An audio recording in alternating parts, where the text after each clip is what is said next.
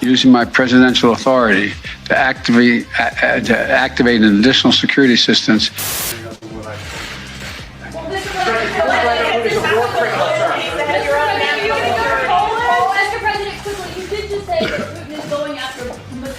I think they should be sales, not gifts, and I think that we should not go further in debt. President Zelensky addressed Congress yesterday in the not fallout, but follow up from that as we gave them $800 million more dollars in missiles and money.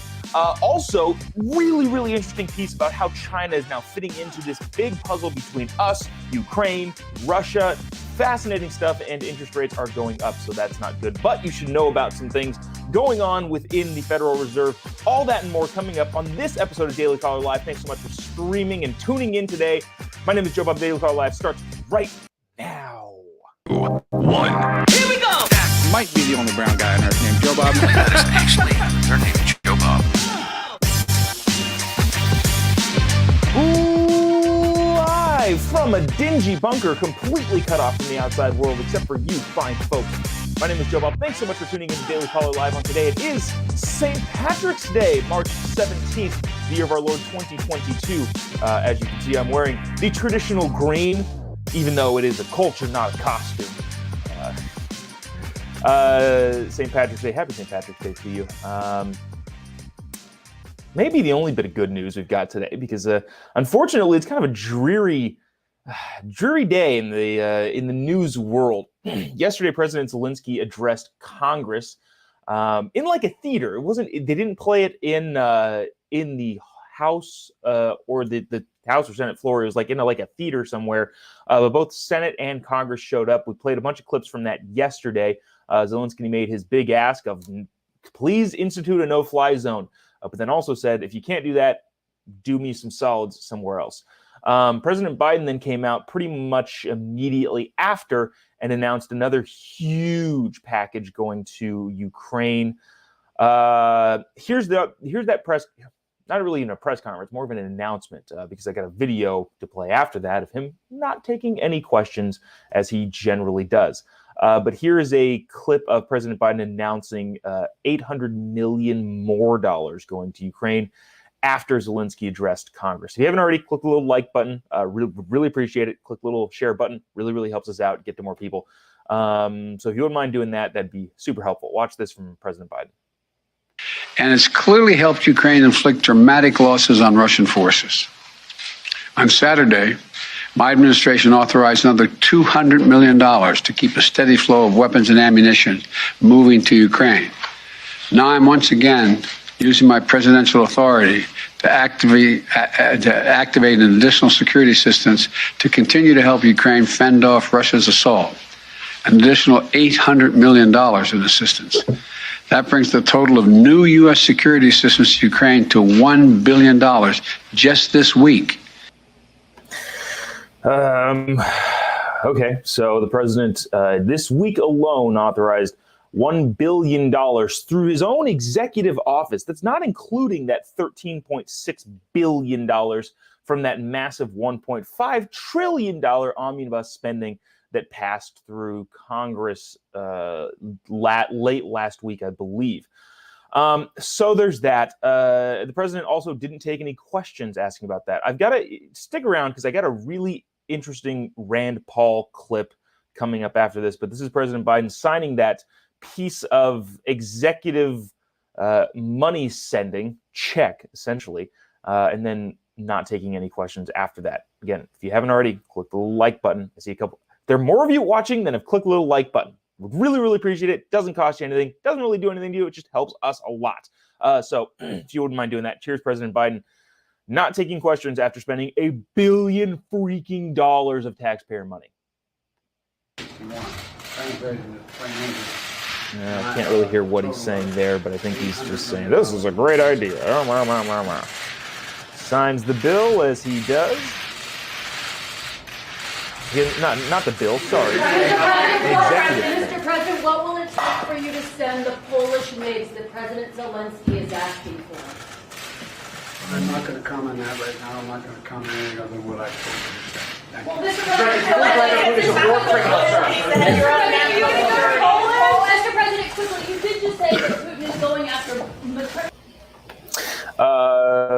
So that was President Biden saying, I'm not going to take any questions.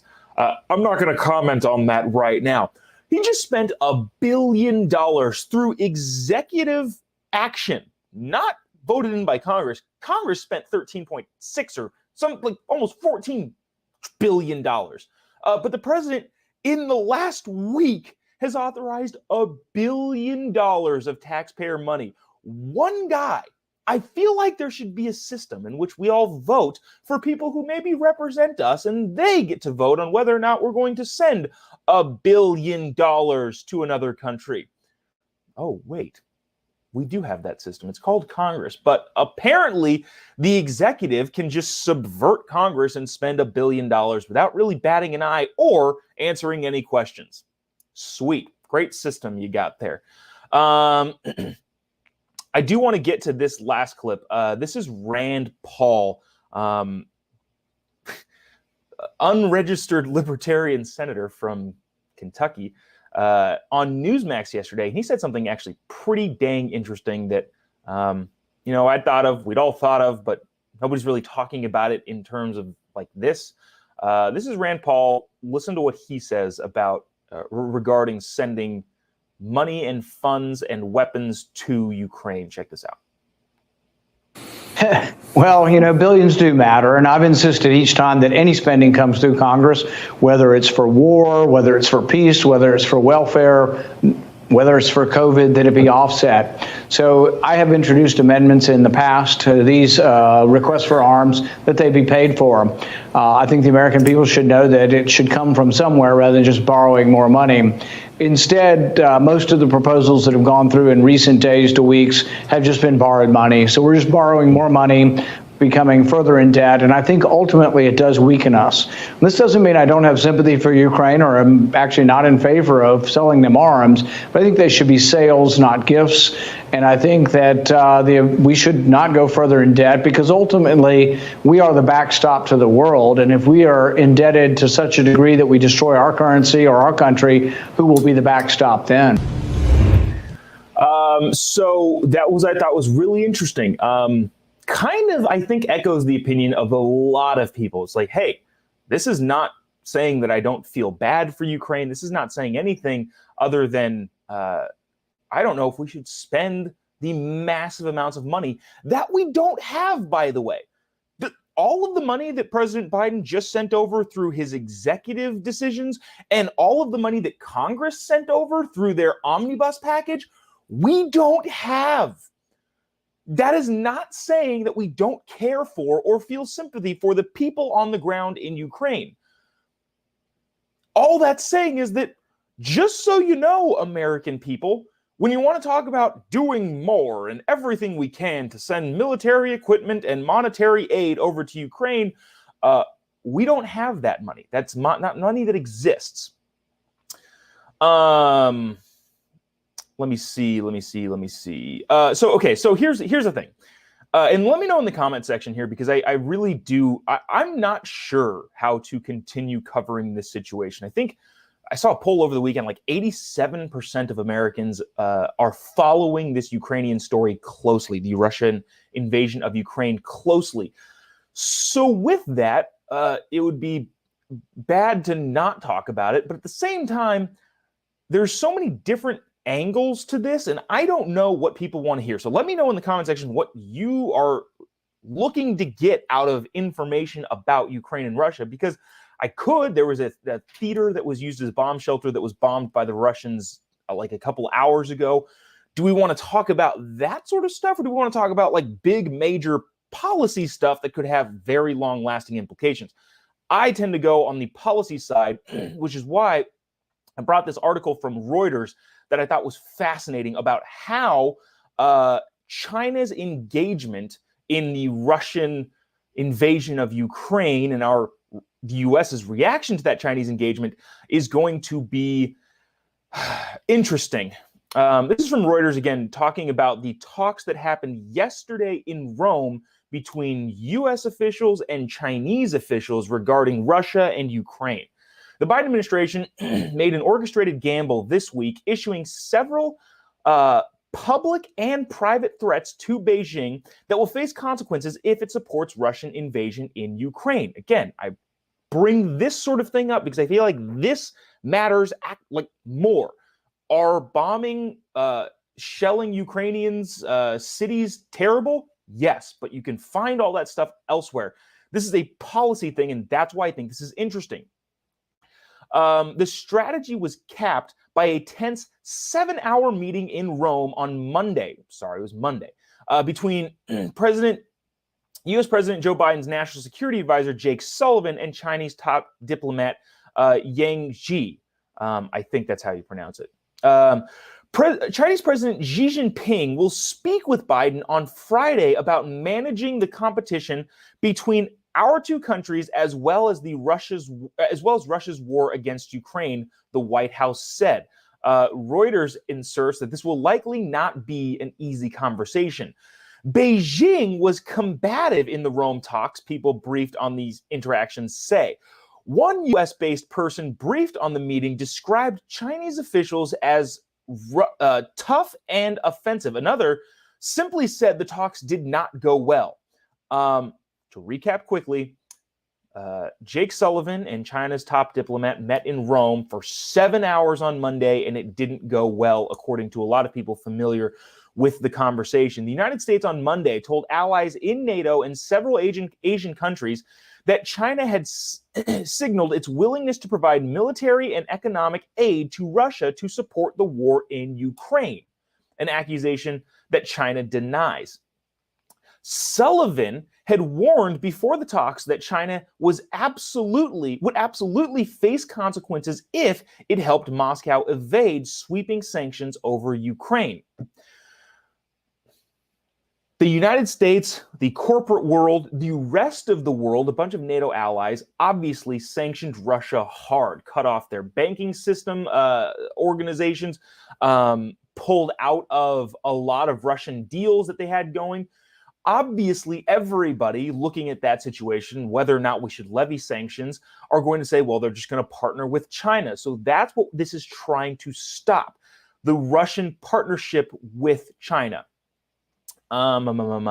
China, which announced a no-limits strategic partnership with Russia in February, may find it hard to change course and back down after a threat was made public. This is said by a Global Development Policy Center guy at Boston University, Kevin Gallagher. He said, this wasn't a good strategic move. Like the United States, China has a domestic constituency. What this guy is saying is Jake Sullivan and the Biden administration have openly now threatened China if they were to get involved in Russia. China, in February, signed an agreement, a no-limits strategic partnership in February. If China were then to back down on that agreement because U.S. threats, the Chinese Communist Party would see that as a failure, and they can't fail at any point in time. So this particular guy at the Global Development Policy Center at Boston University says it wasn't a good strategic move to issue those threats publicly.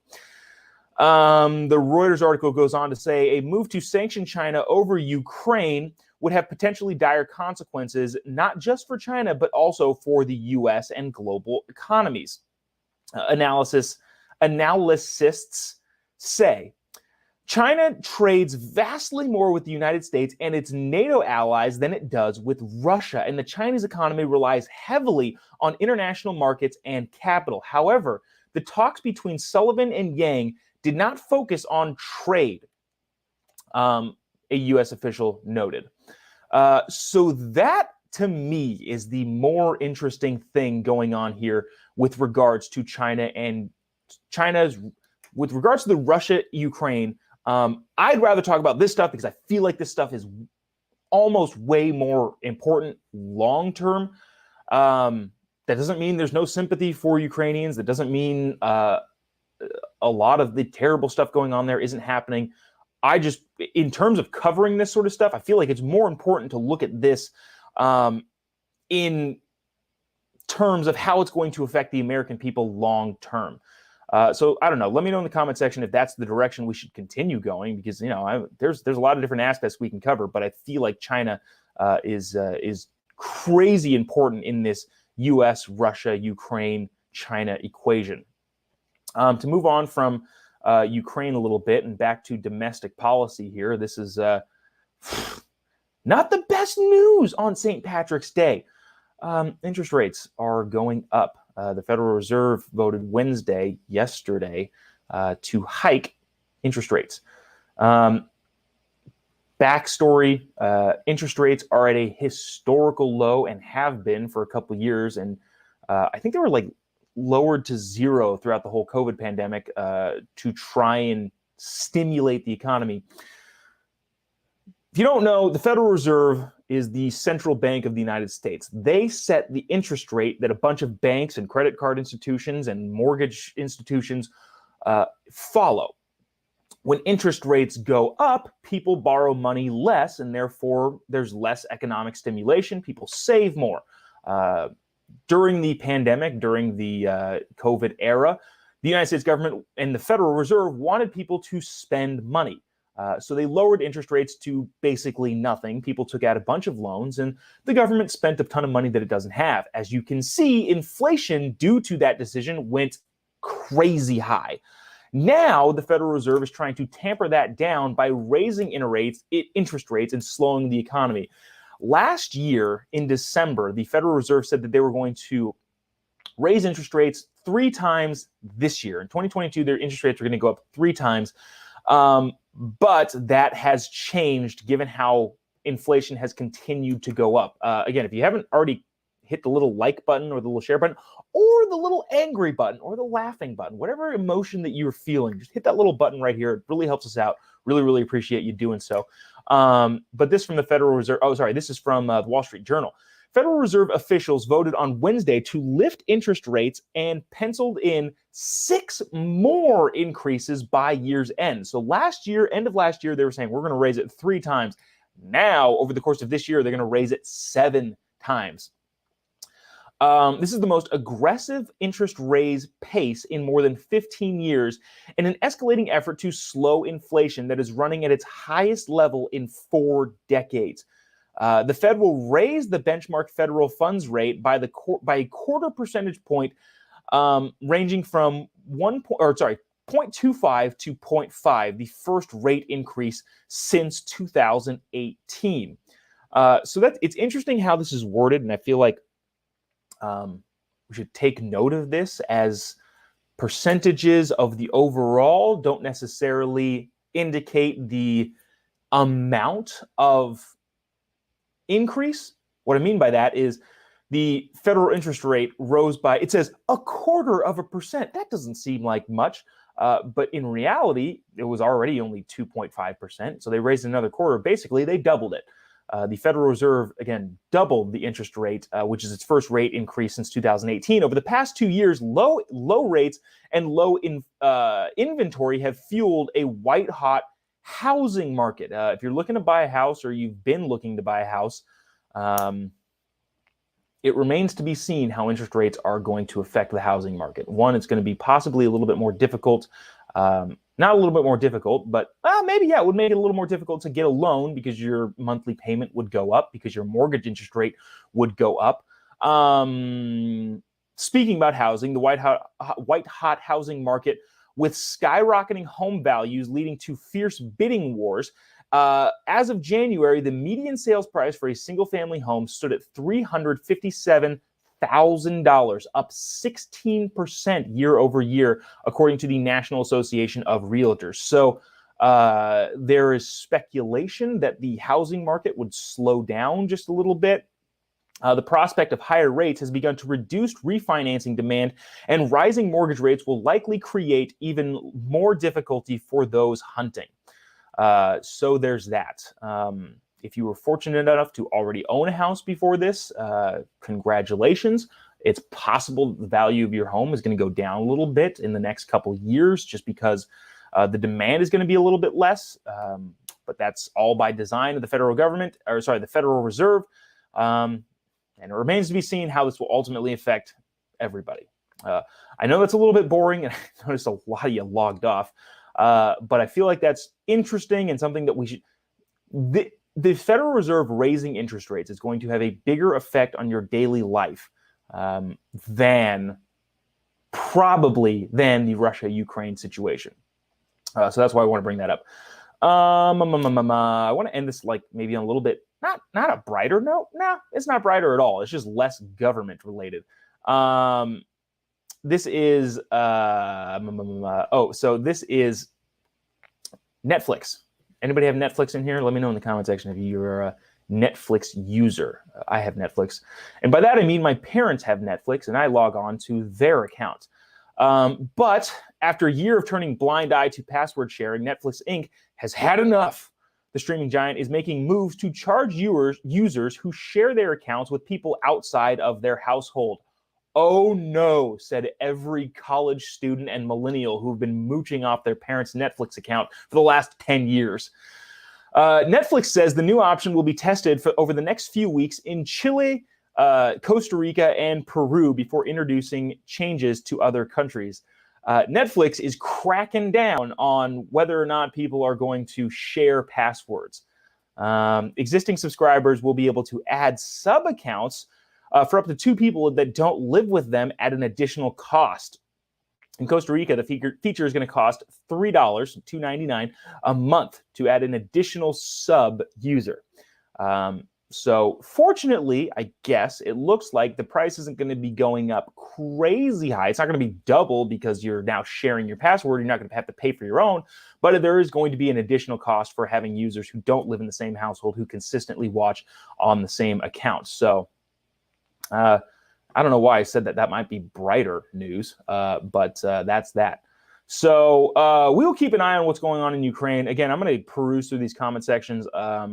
We can talk about the shelling and the bombing and the hospitals and maternity wards and apartment buildings and residential areas that are getting hit. Not that I don't think that's interesting and important information, but everybody's talking about that. You can see all of the live updates on Twitter if you so choose. The policy stuff and how the world reacts, how China reacts, how Ukraine reacts, is what I think is most interesting regarding the Ukrainian situation. If you haven't already, give me a follow on any of your social media platforms. Just type in JOBOB wherever you have Instagram, Twitter, Getter, Facebook. The Truth. I'm on Truth Social. I don't use Truth Social very much. I'm going to try to use it more in the coming days and weeks. But give me a follow anywhere. You can send me a message. I usually get back to people. I'm pretty accessible. So hit me up on social media if you have any fun stories to share. Funny memes. Share funny memes with me. I really appreciate funny memes. So you can find me on social media pretty much anywhere. I was on the Candace Owens show this last Tuesday. So if you have Daily Wire subscription, go check me out over there. I believe myself and Benny Johnson made some pretty funny jokes on the panel on Candace Owens show. So I appreciate them having me and hoping to be back.